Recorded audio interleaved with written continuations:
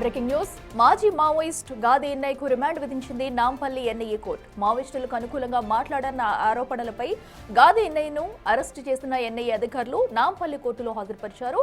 దీనిపై విచారణ చేపట్టిన నాంపల్లి కోర్టు గాది ఎన్నయ్యకు 14 రోజుల పాటు రిమాండ్ విధించింది. అనంతరం గాది ఎన్నయ్యను చెంచల్గూడ జైలుకు తరలిస్తున్నారు.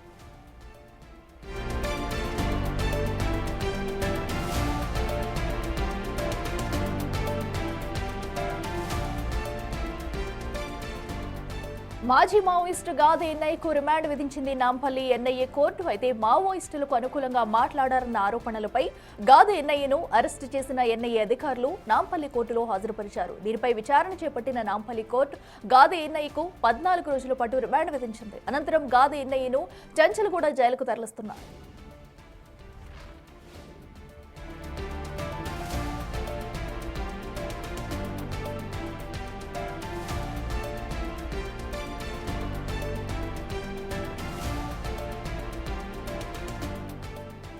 రెడ్డికి మరింత సమాచారం మా ప్రతినిధి సాగర్ లైవ్ లో అందిస్తారు. సాగర్, చెప్పండి, ఎలాంటి అంశాలను పరిగణలోకి తీసుకుని అటు గాది ఎన్నయ్యనైతే రిమాండ్కి తరలించారు? రిమాండ్ రిపోర్ట్ లో ఎలాంటి అంశాలను పేర్కొన్నారు?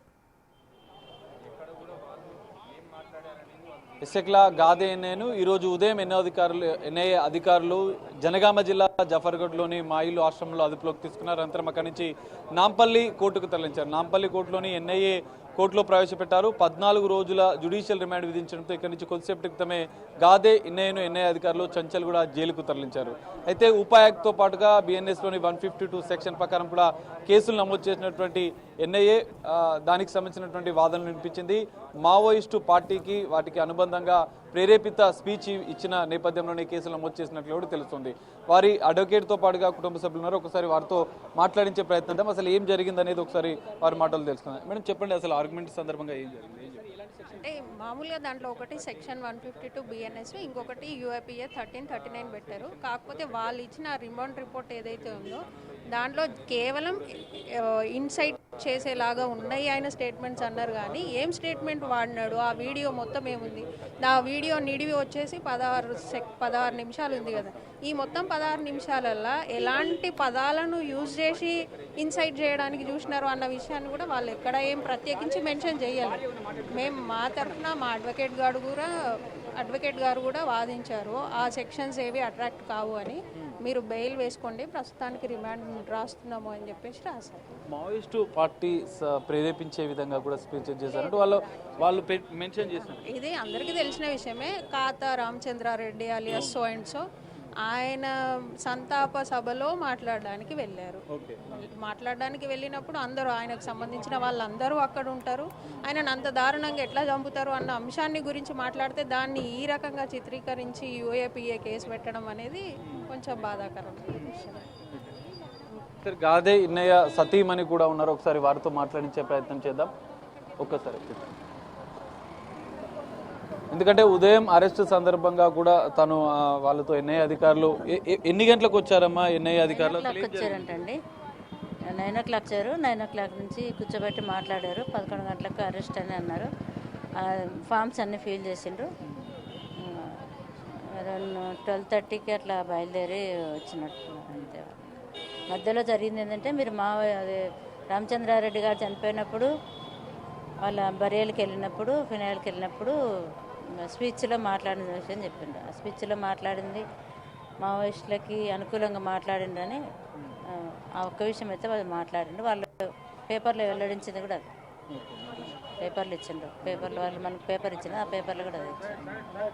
ఇక్కడ అంటే ఇప్పుడు కొద్దిసేపు క్రితమే రిమాండ్కి తరలించారు. ఇప్పుడు ఏమైనా మాట్లాడారా గాదేనతో ఏమని చెప్పారు? ఇక్కడ మాట్లాడనీలేదు. చూసామంతే, మాట్లాడనీలేదు. వాళ్ళ అడ్వకేట్స్ మాట్లాడిండ్రు, మేమందరం. ఏం చెప్తారమ్మా మీరు? ఎందుకంటే మావోయిస్టు పార్టీకి ప్రోత్సహించే విధంగా ఎన్ఐఏ మాట్లాడారంటూ కూడా ఎన్ఐఏ వాళ్ళు కేసులు నమోదు చేశారు, ఇప్పుడు జైలుకు తరలించారు. మీరు ఏం చెప్పాలండి? అంటే మాట్లాడమంటే మామూలుగా ఫ్లోలో ఎవరైనా మాట్లాడతారు. అట్లా చంపుడు ప్రభుత్వానికి వ్యతిరేకం అనుకుంటారు. కానీ దాన్ని ఎవరైనా చనిపోయినప్పుడు ఎలా మాట్లాడతారో అలాగే మాట్లాడారండి. అందులో ప్రొవోక్ చేసినట్టు అది గవర్నమెంట్ కనిపిస్తే దానికి మనం ఏం చేయలేము, ఎదుటి పర్సన్ కానీ ఎవరైనా చనిపోయినప్పుడు ఆ బాధతోటి ఎవరైనా కూడా వాళ్ళని అన్యాయంగా చంపారని అంటారు. అన్యాయంగా చంపారనడం ఏం ప్రొవోక్ చేసినట్టు కాదు కదా. అదే మేము ఖండిస్తున్నాం. అన్యాయంగా చంపడం అని చనిపోయినప్పుడు దాన్ని ప్రొవోక్ చేసినట్టు అంటారని ఎవరు అనరు. అదే మేము దాని బేస్ మీద కేసు ఫైల్ చేసి రిమాండ్కి ఇవ్వడం అనేది అన్యాయం. మీరు ఏదైనా ఉంటే ఇన్వెస్టిగేట్ చేసుకోవాలి, అడగాలి, తెలుసుకోవాలి. పూర్తిగా 15-16 నిమిషాల వీడియో ఏదైతే ఉందో వాళ్ళు విన్నారా లేదా, ఆ బేసిస్ మీద అయితే ఎఫ్ఐఆర్ ఉన్నట్టయితే మాకు ఆ ఇంగ్రీడియంట్స్ అయితే మాకు అనిపించలేదు. దాని మీదే మేము ఫైట్ చేస్తున్నాం. మాజీ మావోయిస్టు ఉన్నప్పటికీ కూడా ఆయన అనంతరం జనజీవన స్రవంతిలో కలిసిన తర్వాత గాదైన మాయిలు ఆశ్రమాన్ని నడిపిస్తున్నారు, 100 మంది అనాథ పిల్లల్ని చదివిస్తున్నారు. సో ఈ మధ్య కాలంలో మావోయిస్టుల ఎన్కౌంటర్లు జరుగుతున్నాయి, హిడ్మా ఎన్కౌంటర్, ఇవన్నీ కూడా అన్ని అంశాలను కూడా ఆయన మాట్లాడుతూ వచ్చారు. కానీ ఇప్పుడు ఈ ఎన్ఐఏ అధికారులు ఉప చట్టం ఇంప్లీట్ చేయడము, అరెస్ట్ చేయడము, ఇదంతా వ్యవహారాన్ని బట్టి మీరు ఏం చెప్తారు? అంటే ఇప్పుడు ప్రీవియస్గా ఎవరు ఏదైనా అయి ఉండొచ్చండి. ఇప్పుడు మేము ఆశ్రమం పెట్టి దాదాపు 20 years అవుతుంది, 2026కి. ఈ 20 yearsగా ఎన్ని వేల మంది అనాథ పిల్లలు ఆశ్రమంలో చదువుకున్నారు, బయటికి వచ్చారు. ఇదే యాక్టివిటీలోనే ఉన్నాం, నిరంతరం ఇదే యాక్టివిటీలో ఉన్నాము. మధ్యలో కూడా ఒకసారి ఇలాగే చేసి ఇల్లీగల్ యాక్టివిటీస్ అని అవని ఇవని క్వశ్చన్ చేశారు, అప్పుడు కూడా ఏం ప్రూవ్ అవ్వలేదు. అయితే ఇప్పుడు ఎలా ఉంటుందంటే అండి, మనం ఇప్పుడు ప్రీవియస్గా ఉన్నారు, ఇప్పుడు ఏదో జరిగింది, ఏదో భయంతో వీళ్ళని మళ్ళీ ట్రిగర్ చేయడం అనేది కరెక్ట్ కాదు కదా.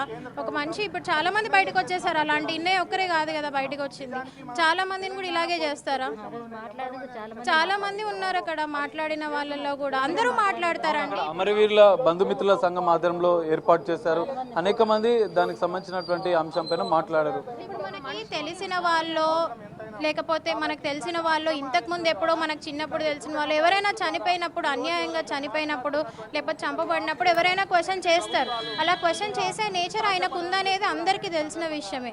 ఆ క్వశ్చన్ చేసే నేచర్ తోటే కదా మేము చాలా కార్యక్రమాలు చేసింది. ఇప్పుడు ఆర్ఫన్ రైట్స్ కావచ్చు, ఫోర్స్ కావచ్చు, ఏదైనా కూడా. ఇప్పుడు ఇన్ని గవర్నమెంట్స్లో ఎవరికి తెలియదు ఇన్నాయా అంటే, ఎన్నిసార్లు క్వశ్చన్ చేసి ఎన్ని మార్పులు తీసుకురాలేదు.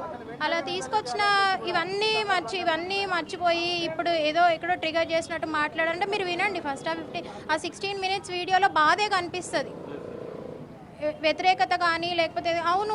ఇప్పుడు బాధలో ఉన్నప్పుడు సొంత వాళ్ళనే అంటాము. ఇప్పుడు వాళ్ళు ఎక్కడో దగ్గర కలిసి ఉంటారు, లేకపోతే వాళ్ళ వల్ల సమాజానికి ఏదో జరుగుండకపోవచ్చు. ఇవన్నీ మానేసి ఇప్పుడు ట్రిగర్ చేశారు అది అని చెప్పి ఫాల్స్ అక్యూజేషన్స్ చేయడం అయితే కరెక్ట్ కాదనేది మేము భావిస్తున్నాం, దాన్నే తీవ్రంగా ఖండిస్తున్నాం. పౌర హక్కుల సంఘం నేతగా మీరు ఏం చెప్తారు? కాదు ఎన్ఐఏ అధికారులు అరెస్ట్ చేయడము, చంచల్ కూడా జైలుకు తరలించారు, 14 రోజుల రిమాండ్.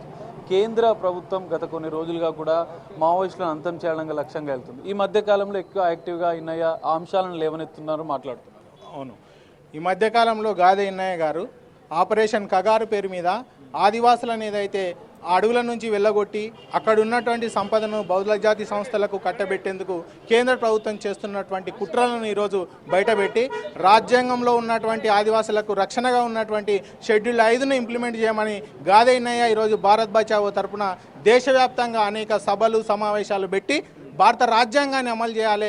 ఈరోజు కేంద్ర ప్రభుత్వము, ఆర్ఎస్ఎస్ ప్రభుత్వం ఈరోజు భారత రాజ్యాంగం కాకుండా ఈరోజు మనవాదాన్ని ఇంప్లిమెంట్ చేస్తున్నాడని చెప్పి మాట్లాడుతున్నటువంటి క్రమం మనం చూస్తున్నాం. నిజానికి గాదే ఇన్నయ్య గారు చేస్తున్నటువంటి కృషి మరి మనందరికీ తెలిసిన విషయమే. తెలంగాణ ఉద్యమానికి ఊపిరిలూదినటువంటి వ్యక్తి గాదే ఇన్నయ్య. ఈరోజు ప్రతిపక్షంలో ఉన్నటువంటి కేసీఆర్ కూడా ఈ గాదే ఇన్నయ్య గారితో కలిసి పనిచేసినటువంటి వ్యక్తి. ఈరోజు అన్ని రాజకీయ పార్టీల్లో ఉన్నటువంటి మంత్రులు కానీ లేకపోతే వివిధ హోదాల్లో ఉన్నటువంటి అన్ని రాజకీయ పార్టీలు గాదే ఇన్నయ్యతో భుజం కలిపి పనిచేసినటువంటి వ్యక్తులు. కాబట్టి వీళ్ళందరూ కూడా మేము ఒకటే డిమాండ్ చేస్తున్నాం పౌర హక్కుల సంఘంగా, ఈ అక్రమ అరెస్టు పైన వివిధ రాజకీయ పార్టీలు అన్నీ కూడా మాట్లాడాల్సినటువంటి అవసరం ఉందని చెప్పి కూడా మేము డిమాండ్ చేస్తున్నాం. ఈరోజు కాంగ్రెస్ పార్టీ కావచ్చు, లేకపోతే బీఆర్ఎస్ పార్టీ కావచ్చు, బీజేపీ పార్టీ కావచ్చు, వాళ్ళందరూ కూడా తెలంగాణ ఉద్యమంలో క్రియాశీల పాత్ర పోషించిన ఒక తెలంగాణ ఉద్యమకారుడిని రాజద్రోహం పేరుతోటి ఊపా కేసు నమోదు చేసి అత్యంత దుర్మార్గంగా ఈరోజు జైల్లో పెట్టడం అనేది చాలా దుర్మార్గమైనటువంటి చర్యగా మేము భావిస్తూ ప్రజలందరూ కూడా, ప్రజాస్వామికవాదులు, రాజకీయ పార్టీలు స్పందించాలి, ఈ అక్రమ అరెస్టులను ఖండించాలి, గాదే ఇన్నయ్యను వెంటనే బేషరతుగా విడుదల చేయాలని చెప్పి పౌర హక్కుల సంఘంగా మేము డిమాండ్ చేస్తున్నాం. సో ఇది పరిస్థితి. ఇప్పటికే గాదే ఇన్నయ్యని రిమాండ్ తరలించారు, చంచల్ కూడా జైలుకి తరలించారు. కుటుంబ సభ్యులు ఉపా కేసు నమోదు చేయడానికి ఖండిస్తున్నామని చెప్తున్నారు. దీనిపైన అన్ని రాజకీయ పార్టీలు స్పందించాలి, గాదే ఇన్నయ్యకు మద్దతుగా ఉండాలని చెప్పి అటు కుటుంబ సభ్యులు, పౌర హక్కుల సంఘం నేతలు చెప్తున్న పరిస్థితి. Right Sagar, thank you.